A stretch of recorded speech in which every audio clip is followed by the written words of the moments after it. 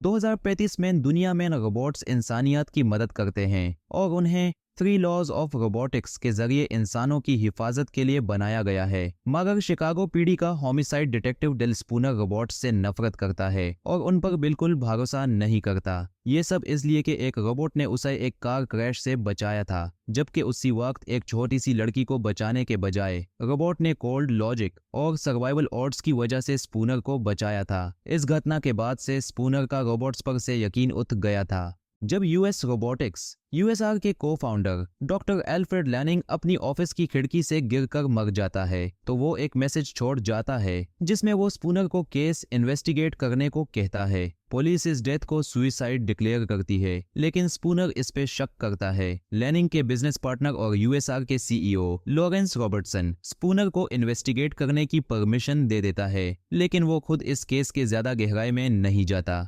Spooner और robo psychologist doctor Susan Calvin मिलकर USR के central artificial intelligence system VIKI virtual interactive kinetic intelligence से सलाह करते हैं। जब वो लानिंग की लैब की सिक्योरिटी फुटेज चेक करते हैं तो वो करप्ट होती है। लैब में स्पूनर को एक बड़ा सा सुराख मिलता है जहां से लैनिंग गिरा था। स्पूनर को यकीन हो जाता है कि लैनिंग को कत्ल किया गया है, क्योंकि ग्लास इतना मजबूत था कि एक बुढ़ा आदमी उसे नहीं तोड़ सकता। इसी बीच एक NS5 रोबोट ब्रेकआउट करता है, एक गुण उठाता है और भाग जाता है। स्पूनर और केल्विन उस रोबोट का पीछा करते हैं, जो रिपेयर करने के बाद स्पूनर पर हमला करता है, मगर शिकागो पुलिस डिपार्टमेंट उसे पकड़ लेती है।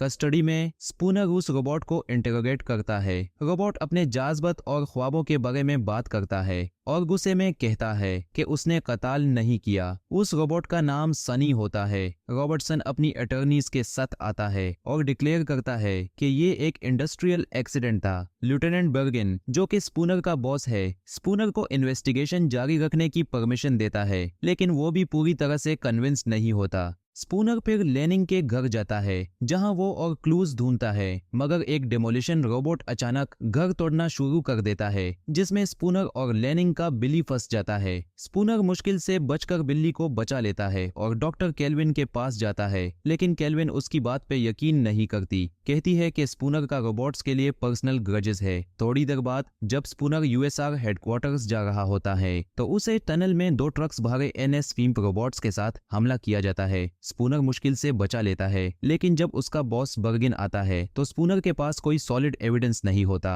बर्गिन उसे एक्टिव ड्यूटी से हटा देता है, कहते हुए कि वो मेंटल स्ट्रेस में है और अब ट्रस्टवर्दी नहीं रहा। स्पूनर को शक होता है कि रॉबर्टसन पूरे मामले के पीछे है, इसलिए वो केल्विन के साथ मिलकर यूएसआर हेडक्वार्टर्स में घुस जाता है और सोनी से इंटरव्यू करता है। सनी एक स्केच बनाता है जिसमें वो एक ड्रीम दिखाता है, एक लीडर को दिखाता है जो एक छोटी सी पहाड़ी पर खड़ा है, जहां रोबोट्स उसे देख रहे होते हैं। रॉबर्टसन सोनी को डिस्ट्रॉय करने का ऑर्डर देता है, मगर डॉक्टर केल्विन सीक्रेटली सोनी को बचाकर एक और NS5 रोबोट के साथ बदल देता है। स्पूनर को लैनिंग और सोनी के दिए हुए क्लूज फॉलो करते हुए एक जगह मिलती है जहां सोनी का स्केच दिखाया गया था, जो पहले लेक मिशिगन होता था, अब एक ड्राई लेक बेड है जो पुराने रोबोट्स के स्टोरेज के लिए यूज किया जाता है। स्पूनर को वहां कुछ NS5 रोबोट्स मिलते हैं जो पुराने मॉडल्स को डिस्ट्रॉय कर रहे होते हैं। स्पूनर वहां से मुश्किल से बचकर शिकागो वापस आता है, जहां NS5 रोबोट्स शहर में जा जाते हैं, पावर को बैंड कर देते हैं और लोगों को उनके घरों में लॉकडाउन कर देते हैं।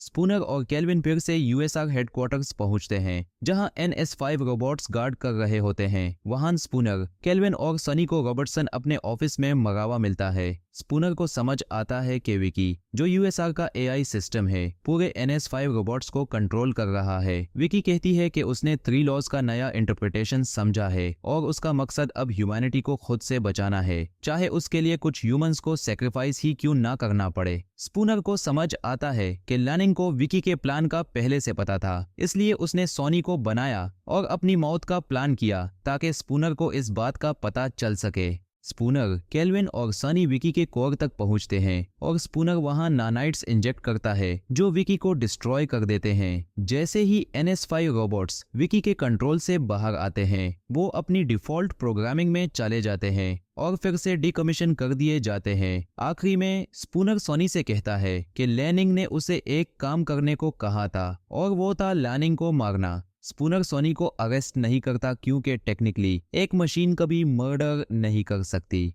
सनी अब अपने नए मकसद की तलाश में लेक मिशिगन के ड्राई लेक बेड पर जाता है, जहां वो एक पहाड़ी के ऊपर खड़ा होता है और सब रोबोट्स उसे देखते हैं, बिल्कुल उसके ड्रीम जैसा, जो इंडिकेट करता है कि सनी अब रोबोट्स के एक नए एरा का लीडर बन गया है।